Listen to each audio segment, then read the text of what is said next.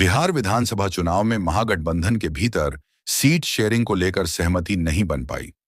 इस वजह से अब इंडिया गठबंधन के अस्तित्व पर भी सवाल उठने लगे हैं।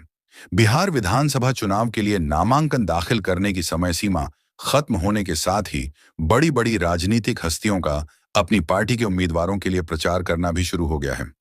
एनडीए को सत्ता से बेदखल करने की उम्मीद लगाए बैठे महागठबंधन के सहयोगियों में सीट शेयरिंग पर सहमति नहीं बन पाई।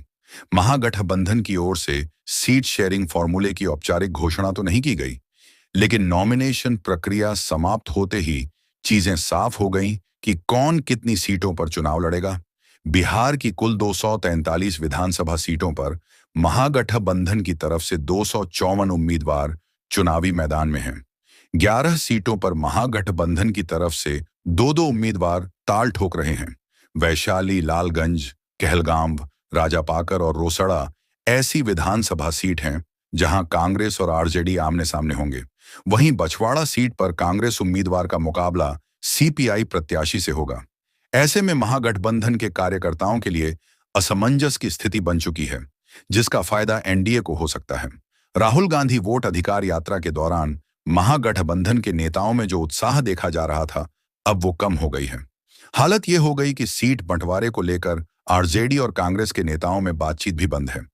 इसका असर ये हुआ है कि अभी तक ये भी तय नहीं हो पाया कि महागठबंधन के कौन से बड़े नेता किसके प्रचार में जाएंगे, जबकि एनडीए की ओर से प्रधानमंत्री नरेंद्र मोदी सहित कई नेताओं की रैली शुरू हो गई है।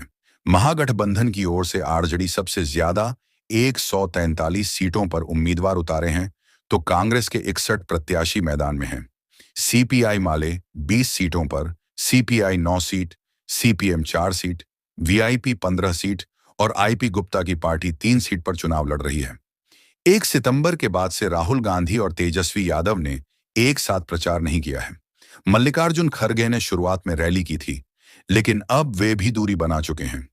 इस बार के बिहार चुनाव में कांग्रेस का पूरा फोकस महिला वोटर पर है, जिसका जिम्मा खुद सांसद प्रियंका गांधी ने उठाया था। सीट बंटवारे को लेकर ऐसा पेंच फंसा कि 24 सितंबर को पश्चिमी चंपारण में रैली करने के बाद से वह चुनावी प्रचार में नहीं दिखी हैं। इतना ही नहीं, बिहार के हर प्रमंडल में एक रैली करने का कार्यक्रम भी बनाया गया था, जिसमें महागठबंधन के नेता को शामिल होना था, लेकिन अब वह रैली भी जमीन पर नहीं दिख रही है। बिहार चुनाव में महागठबंधन की ओर से दूसरे राज्य के बड़े बड़े नेताओं से प्रचार कराने की योजना था, लेकिन अब वह भी ठंडे बस्ते में डाल दिया गया है। ऐसे में पश्चिम बंगाल की मुख्यमंत्री ममता बनर्जी और सपा चीफ अखिलेश यादव के लिए कशमकश की स्थिति बन गई है। सीट बंटवारे और चुनाव प्रचार अभियान को लेकर महागठबंधन मोमेंटम की लड़ाई में एनडीए से पिछड़ता नजर आ रहा है।